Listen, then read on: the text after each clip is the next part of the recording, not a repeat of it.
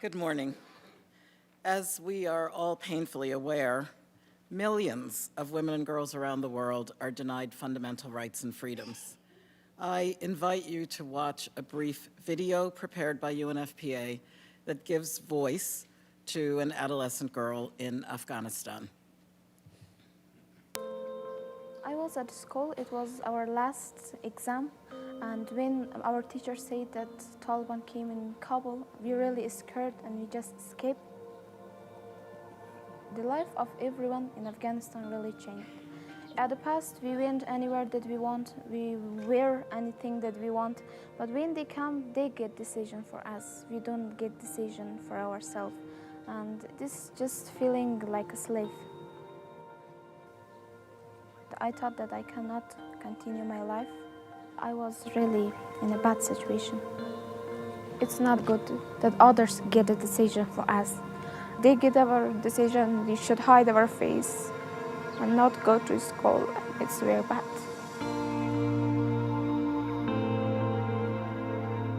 I miss all the things at school, my friends, my teacher, my books, and all my activities. I hope that they let girls to study because they really want to fulfill their dreams, to achieve their goals and stand on their feet. It's not time for us to get married very soon. We should just think about our bright future. My message to young girls is to not give up. It is okay to scare, it is okay to cry. Everything is okay, but giving up is not an option. After every dark night is a bright morning, and I wait for that bright morning.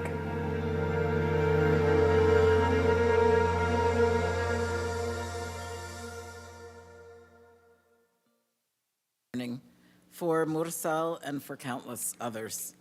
Madam President, distinguished members of the Executive Board, dear colleagues, dear friends, it's a new year, and I wish you a very happy and healthy one. I congratulate Ambassador Martin Kimani on his election as President of the Executive Board, and a warm welcome to Ambassadors Mohammed Abdul Muhith of Bangladesh, Maritza Chan of Costa Rica, Sergei Kislitsa of Ukraine, and Feridun Senior-Lioglu of Turkey. We at UNFPA very much look forward to working closely with all of you in the Bureau. And our profound thanks to Ambassador Joka Brandt and the outgoing Bureau for their leadership as we commenced our strategic plan 2022 through 2025. And may I welcome from our staff the new UNFPA Regional Director for Latin America and the Caribbean, Ms. Susana Sotoli. She brings a wealth of experience to UNFPA, and we look forward to her contributions. Madam President, distinguished delegates, let us acknowledge that peace is the most pressing issue of our time and in women's lives. We at UNFPA and our partners who work with us in both development and humanitarian settings rely on member states. You help create the conditions for peace so that we can do what we do best. Peace is a key part of that nexus. Peace, human rights, and sustainable development are interdependent. They are mutually reinforcing, and the necessary foundation for that better tomorrow envisioned in the United Nations Charter and indeed in the 2030 Agenda and the Cairo Program of Action. UNFPA knows that the work of building and sustaining peace is complex.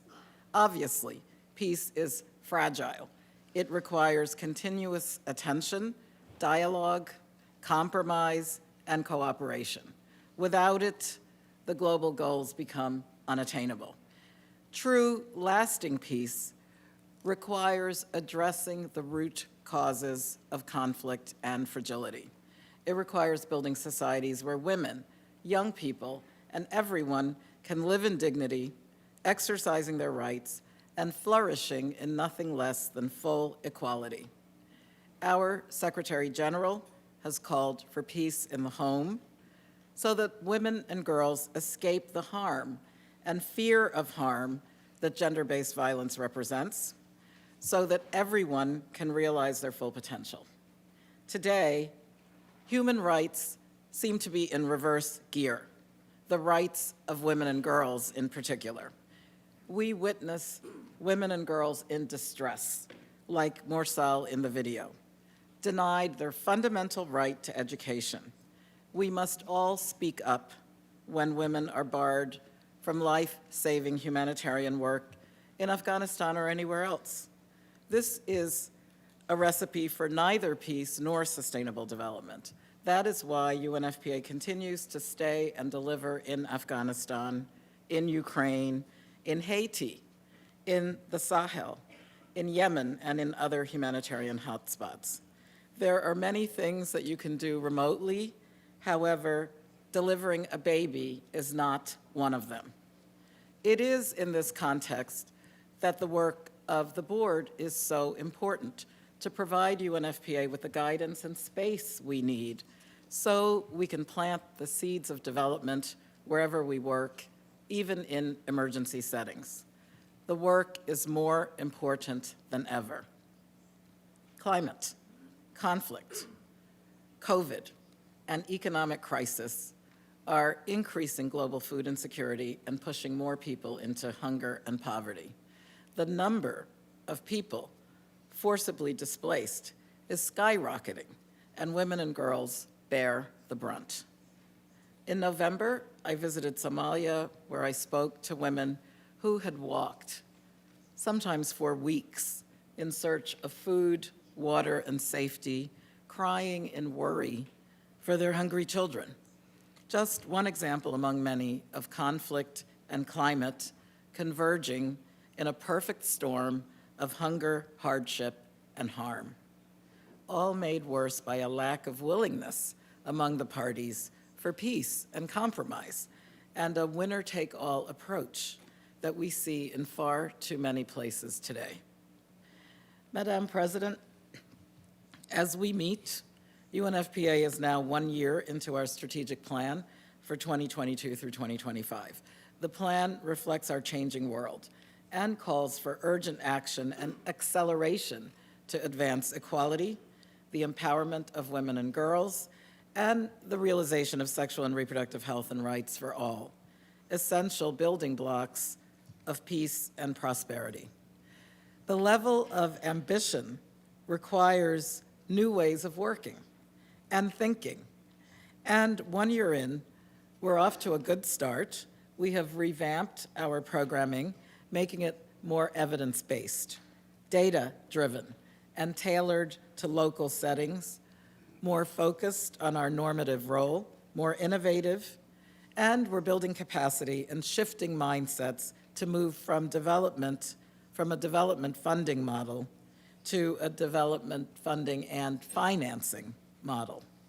Our new UNFPA People Strategy, co-created with UNFPA personnel across the globe, and our investment in leadership and upskilling at all levels will support us in these efforts, ensuring that we have the right capacity in development and crisis settings to deliver on our 3 transformative results with our partners. We have encountered challenges, including pushback against the rights agenda. To address this, UNFPA is building alliances and bringing data and evidence forward to build greater understanding and promote dialogue on difficult questions relating to sexual and reproductive health and rights. UNFPA welcomes the formative evaluation of UNFPA's engagement in the reform of the United Nations Development System. The evaluation found that UNFPA has capitalized on the reform for the benefit of our stakeholders and those we serve. Working with and strengthening the United Nations Development System is a key investment in our collective efforts to expand rights and choices and deliver on the Sustainable Development Goals. The evaluation provides UNFPA with lessons and evidence to advance that work even further as we broaden ownership of the reform within UNFPA as an integral part of our organizational culture. The 18 country program documents before the board were carefully prepared with leadership from national governments in response to national priorities. Quantum, our new enterprise resource planning ERP system, developed in conjunction with a consortium of UN partners, is live, and the rollout is going well. I am confident that the new system will help us become even more efficient and accountable. There were a few budget challenges, and we gave the board early notice of this last year when we decided to join the consortium, and we will report back to the board in June once the books are closed. We have a new enterprise risk management policy, new internal structures, and an enhanced spotlight on risk ethos and culture. Our new and first risk appetite statement is, in part, a response to our discussions with the board on the importance of accountability, ensuring that wise decisions are made and that we have proper safeguards in place, and importantly, that good innovation isn't stymied. We will continue to ensure that we get that balance right. I'm pleased to report that UNFPA has received an unqualified audit opinion on our financial statements from the Board of Auditors for 12 years running, a record we are intent on maintaining. UNFPA has fully implemented 80% of the 30 outstanding recommendations open at the beginning of the 2021 financial year. In its report, the Board of Auditors recognized management's efforts and encouraged the fund to continue implementing recommendations at this pace. UNFPA is firmly committed to accountability and transparency. To the women and girls we serve, to member states, to our partners and our staff. The prevention of sexual exploitation and abuse remains a priority, and we are putting in place the right metrics to track and improve our work on this score. Our efforts to create a culture of openness, trust, and respect across the organization are ongoing, a culture which celebrates diversity and inclusion and encourages staff to speak up against racism, discrimination, and any form of harassment or abuse. I well know how important the tone at the top is in creating a speak-up culture where everyone feels safe to express their concerns and is confident that those concerns are going to be heard. We continue to make strides in fostering greater ethics awareness and ownership across UNFPA. All of this is part and parcel of our accountability to our own people and their well-being, which is essential to continue delivering life-saving and life-changing results in the communities we serve. Madam President, distinguished delegates, to get UNFPA's transformative zeros, to get to the 3 transformative zeros, it isn't enough for us only to work on development. At a time of soaring humanitarian needs, UNFPA continues to strengthen our humanitarian response. As you know, the current strategic plan includes for the first time a specific output on humanitarian action. This offers an opportunity to further adapt and systematically strengthen our humanitarian response, effectiveness, and efficiency. It also holds us accountable for doing so. Over the past 5 years, UNFPA's humanitarian revenue has grown by 150%. It now accounts for more than 40% of our co-financing revenue. Last year, our life-saving assistance reached over 30 million women, girls, and young people in more than 60 countries facing humanitarian crises. This growing humanitarian role also necessitated changes in our internal structure with renewed terms of reference and a new name. Our Humanitarian Response Division is leading efforts to make UNFPA a more agile and accountable humanitarian leader by strengthening capacity, harmonizing programming, and putting our experts closer to the heart of humanitarian action and decision-making. UNFPA's ability to respond at scale at the onset of a crisis is critical. Successful scale-up depends on preparedness and prevention. As part of our preparedness efforts, we're increasing the budget for pre-positioning and stockpiling of our humanitarian supplies and equipment by an additional $10 million allocated from regular resources and the Humanitarian Thematic Trust Fund. UNFPA estimates that 70 million people will need gender-based violence prevention and response just this year. This figure will likely continue to rise as the residual impact of COVID, conflict, climate change, and now soaring food insecurity, hunger, and poverty exacerbate risks for women and girls.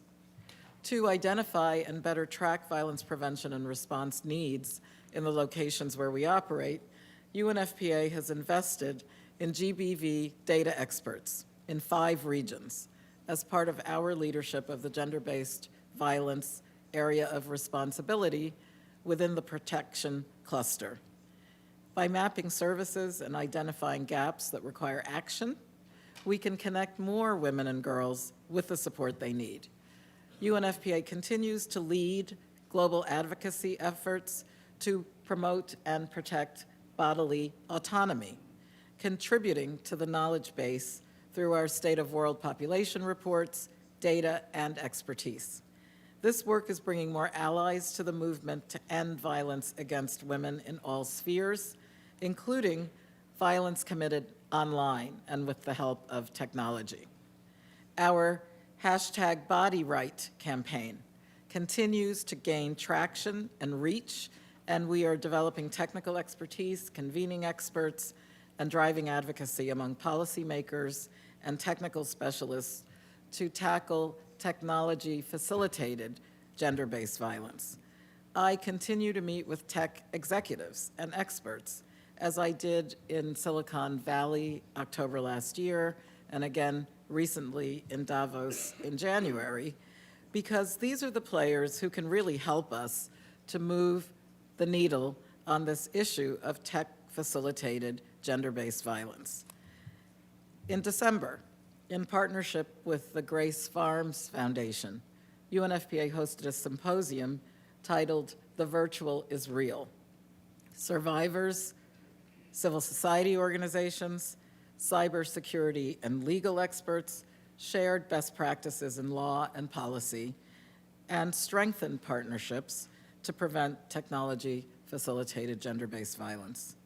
Of our 3 transformative zeros, ending gender-based violence and harmful practices remains the most contentious, the most sensitive, and the most challenging.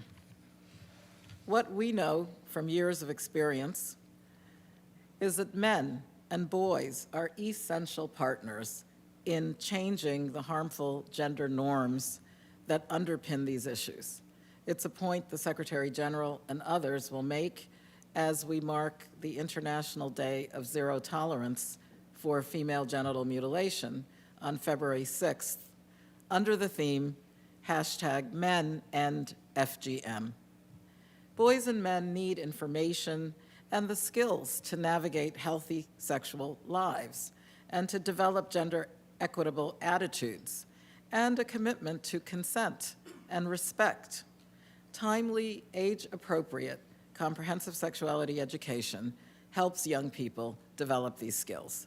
This equips them to make healthy choices throughout their lives so that they can fulfill their dreams and realize their power to transform their countries and our world. Last September, world leaders made commitments for transforming education, and the upcoming 56th session of the Commission on Population and Development will build on this momentum as it convenes around the theme, Population, Education, and Sustainable Development.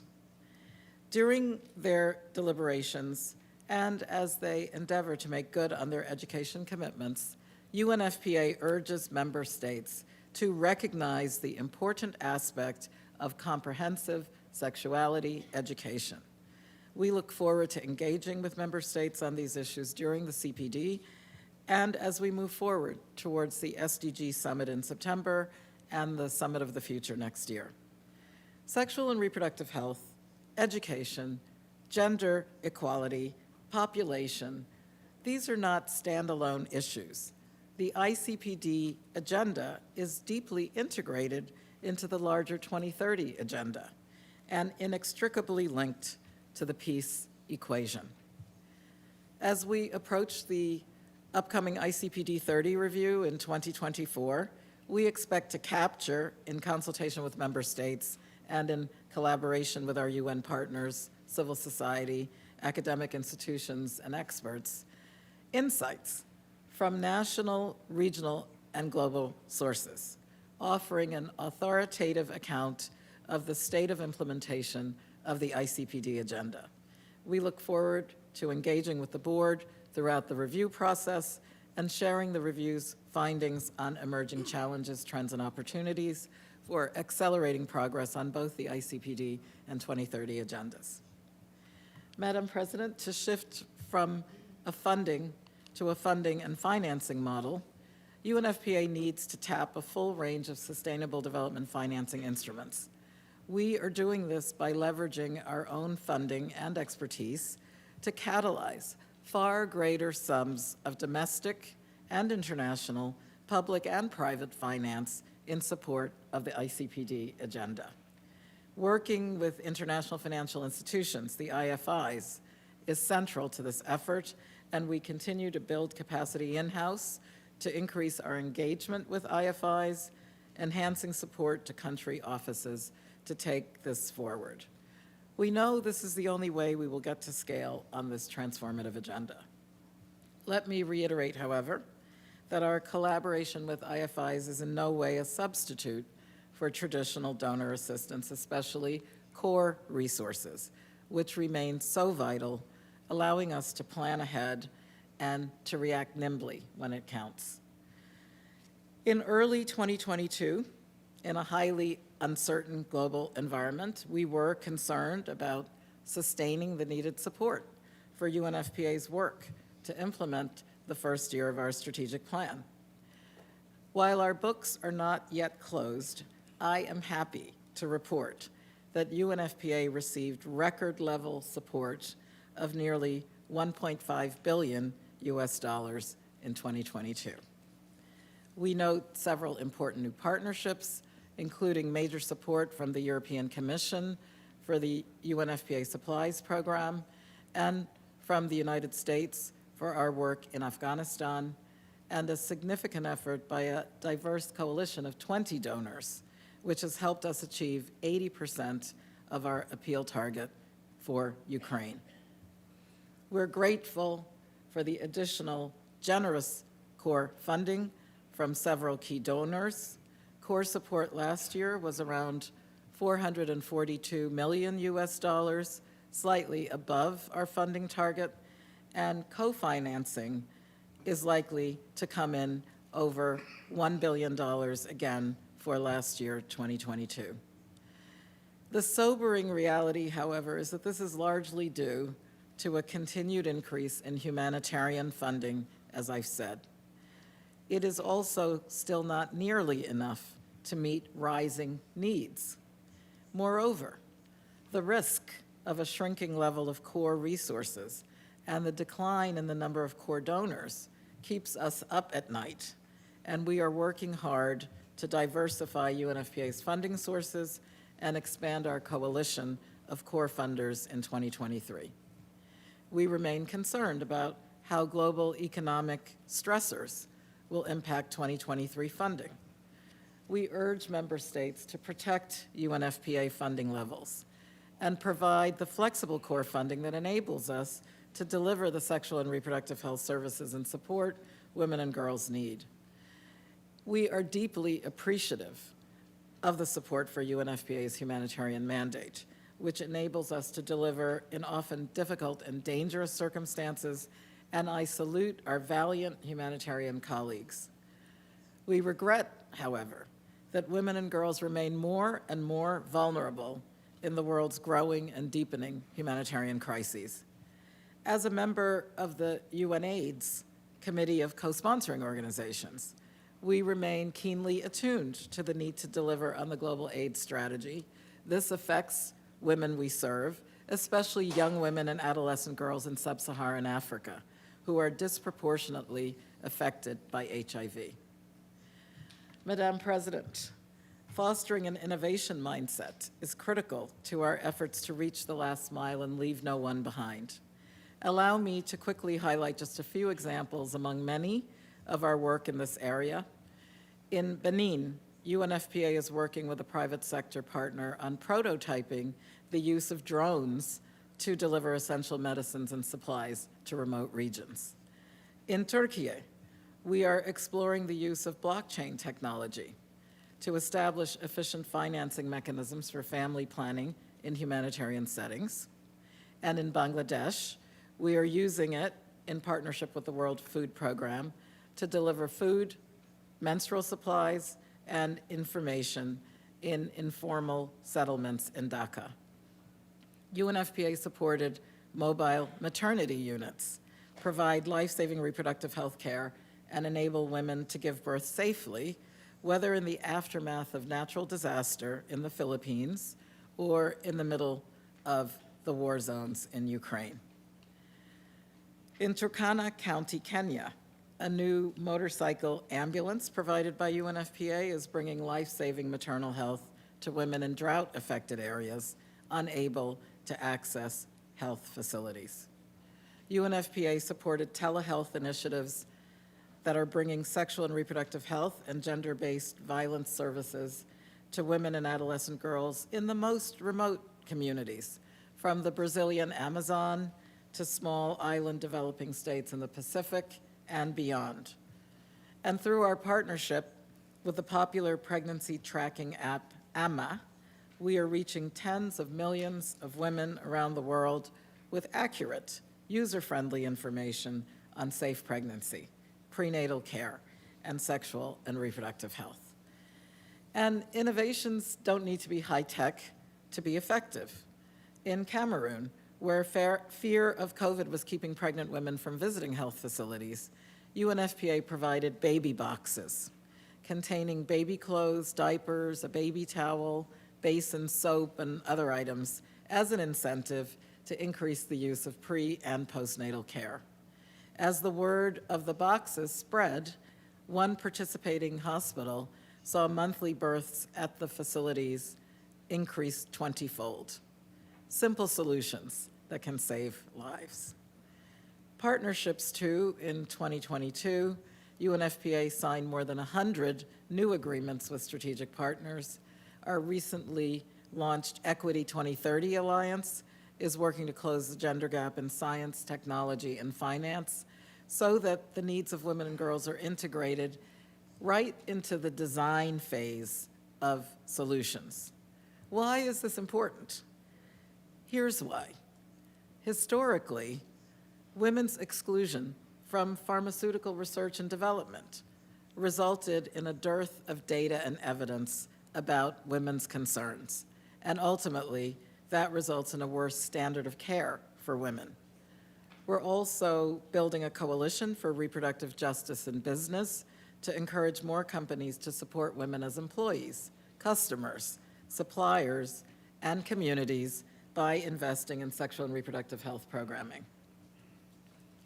Madam President, while we face considerable challenges, it is my duty and honor to signal some of the highlights of 2022 as the world marked the 8 billion population milestone. UNFPA influenced the narrative, keeping the focus firmly where it belongs, on the promotion and protection of sexual and reproductive health, rights, and choices. Our focus remains on helping countries build resilience to demographic change, whether in aging societies and those experiencing low fertility, or in countries with burgeoning large youth populations. A big honor for UNFPA was the conferral of the 2022 United Nations Heroes Award by the UN Foundation. The award recognizes the courage and dedication of UNFPA staff working on the front lines to deliver for women and girls. at the International Conference on Family Planning in Thailand. UNFPA's leadership, know-how, and results were front and center last year in discussions on expanding access to contraceptive services and information. The High-Level Commission on the Nairobi Summit on ICPD 25 Follow-Up launched their second report titled Sexual and Reproductive Justice as the Vehicle to Deliver the Nairobi Summit's Commitments. It highlights progress against the voluntary Nairobi commitments, and it offers insights for advancing sexual and reproductive health rights and justice as we move towards ICPD 30. UNFPA was very pleased to feature during the inaugural session of the Permanent Forum on People of African Descent in Geneva and pledged our support. Also last year, UNFPA had the privilege of addressing the United Nations Security Council in marking the 7th anniversary of Resolution 2250 on youth, peace, and security. UNFPA supports and invests in young people's leadership towards peace, sustainable development, and human rights for all. Whether an adolescent girl in a war-torn country, desperate to stay in school, or a young woman living in a refugee camp who fears daily for her safety, or a young activist forced to flee from their home. They all have a right to live in peace and dignity. Madam President, distinguished delegates, in keeping with our efforts over the past year to bring voices from the field to you here in New York, I now turn the floor over to Florence Bauer, Regional Director for Eastern Europe and Central Asia, who will provide a brief update on some of UNFPA's activities in the region. Madam President, with your permission, Florence, over to you.